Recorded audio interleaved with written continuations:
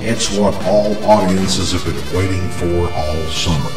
The video of a naked radio chassis. A chassis in trouble. A chassis about to be taken out and repaired. A GE 408 naked chassis from a pre-1950 tabletop tube-type radio. Hi everybody on YouTube, this is Jesse from the Workbench in Duluth, Georgia, and right now what you're looking at is a chassis of a GE number 408 AM and FM radio. I really like this radio a lot, just got it off eBay, and of course by reading the description on the radio, it said that there was no sound in the radio. So I didn't even attempt to plug the radio in. I just went ahead, took the radio apart, pulled the chassis out, and it was missing a tube. So we know that's part of the issue. So of course we're going to order a tube for it, and also notice some other things about it that kind of sort of scare me a little bit. The underside of this radio, I'm going to attempt to recap this entire radio. And while I'm at it, I'm going to get anybody's opinion that may be watching as maybe what you think about recapping the wax capacitors. I've read a lot about it, but a lot of people are saying recap the entire radio. So I guess we'll just have to see what happens. But let's take a little closer look at the top of this chassis of the radio, then we'll go underneath. Okay, we are now looking at the top of the GE number 408, and of course this is one of the things I want to do right here is redo this electrolytic here. I know without even thinking about it this is probably bad, so I'm going to have to go underneath and put some new caps in it, but I've got the caps for it already.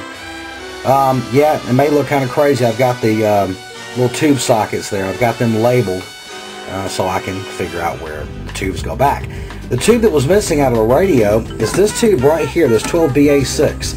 Now this is the one that was missing, and of course no sound. Well, that kind of tells me if you don't have all the tubes, you're not going to have any sound. But I really find this radio really amazing because it's a 7-tube radio. 1, 2, 3, 4, 5, 6, and then back here, tube number 7. 7 tubes in this unit. It's got a rather large tuning gang on it right there, as you can probably see. And so let's take a look at the underside of this radio. Now, one of the things that I would like for people to forgive me for is the fact that I am not as proficient and as good as maybe say All American 5 or Retro Chad at doing these videos yet, because I'm in the process of starting out on a new hobby. Of course, everybody's probably seen the underside of one of these hand-wired chassis, but in particular, what I'm talking about is, if you'll look at this cap here. These are the wax caps I was talking about, and to me, they just look bad, okay? I might be wrong, but they just look bad, and I figure if I'm going to go to all the trouble of putting in new caps in this radio, then I need to go ahead and just recap this entire unit. If you've got a comment, I would love to hear from you. We've got also the same type of thing here. You've got these wax caps right here. You've got another one over here. This one looks like it may have been replaced in this radio at one point in time because it looks newer, but as far as I'm concerned, a radio from a pre-1950s radio, it's going to get recapped. That's a guaranteed fact. So here on the Workbench in Duluth, that's what we're working on right now. Let's take a quick look at the case, because it has got a beautiful case that the radio comes in. Here's the case. Here's the case for the radio, and on this case, of course, it looks like Bakelite to me. I do believe it is Bakelite, actually.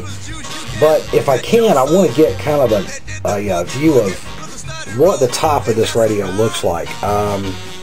Would love to find out what I can use to clean this up eventually, to give it maybe the gloss that's back here on this part of the case right here, because as you can see with the light here, it's just, you know, it looks pretty rough, so I want to get that all finished up. Also, if you'll notice right here, there's a lot of rust around this outside bezel part. If anybody's got any idea how I can clean that up, that's something we're going to be working on. But when this radio is all together, I'm telling you, this is a gorgeous looking old radio.